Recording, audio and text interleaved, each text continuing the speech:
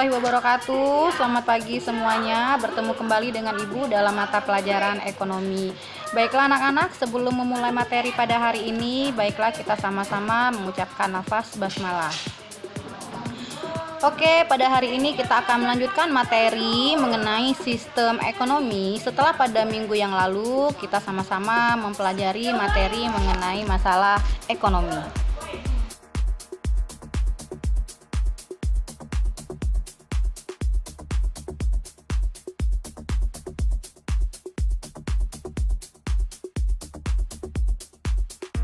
Secara umum dapat kita artikan bahwa sistem ekonomi adalah sekumpulan komponen-komponen yang terdiri atas unit-unit dan agen-agen ekonomi yang bukan hanya saja saling berhubungan dan berinteraksi, tetapi juga melainkan pada sampai tingkat tertentu mereka itu akan saling menopang dan saling mempengaruhi.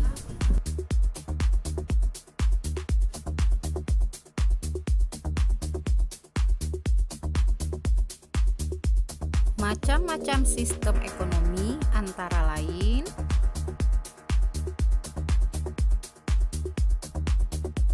sistem ekonomi yang pertama adalah sistem ekonomi tradisional.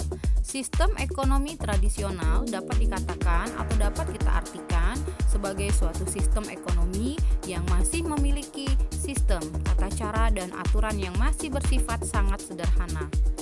Ada beberapa ciri dari sistem ekonomi tradisional, di antaranya yang pertama, teknik produksi yang digunakan masih bersifat turun-temurun dan sangat sederhana.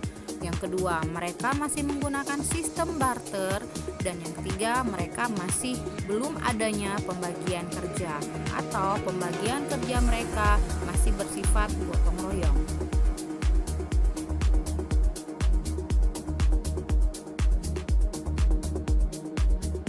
Yang kedua, sistem ekonomi komando atau terpusat. Nah, sistem ekonomi ini dapat kita artikan bahwa suatu sistem ekonomi di mana pemerintah sangat memegang peranan penting dalam kegiatan ekonomi. Atau dalam sistem ekonomi ini dapat juga diartikan bahwa pemerintah adalah penguasa mutlak dalam kegiatan ekonomi. Dalam keterangan ini juga bisa kalian lihat ciri-ciri, kelebihan, dan kelemahan dari sistem ekonomi komando atau terpusat.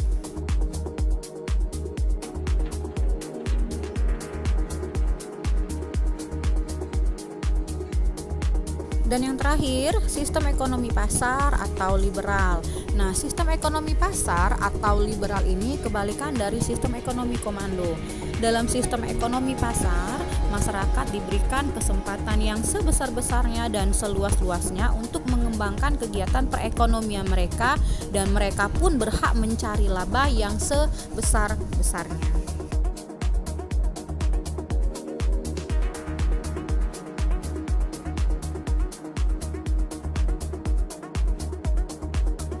Untuk Indonesia sendiri, kita mengenal sistem ekonomi yang biasa kita sebut dengan sistem ekonomi Pancasila. Berikut adalah pengertian dari sistem ekonomi Pancasila.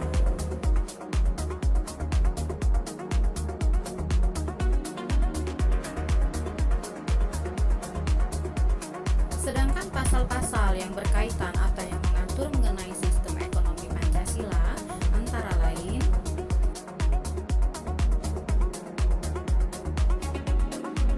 pasal 23,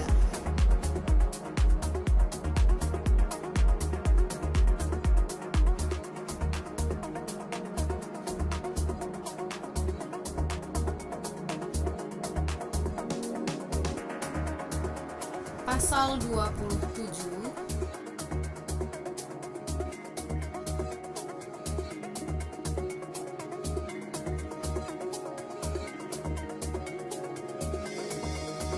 pasal 33,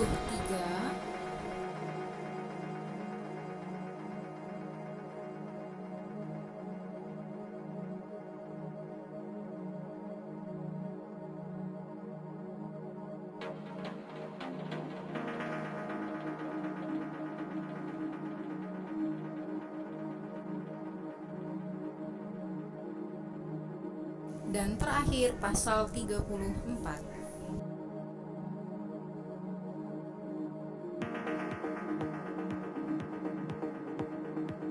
Berikut adalah pendapat beberapa ahli mengenai sistem ekonomi Pancasila.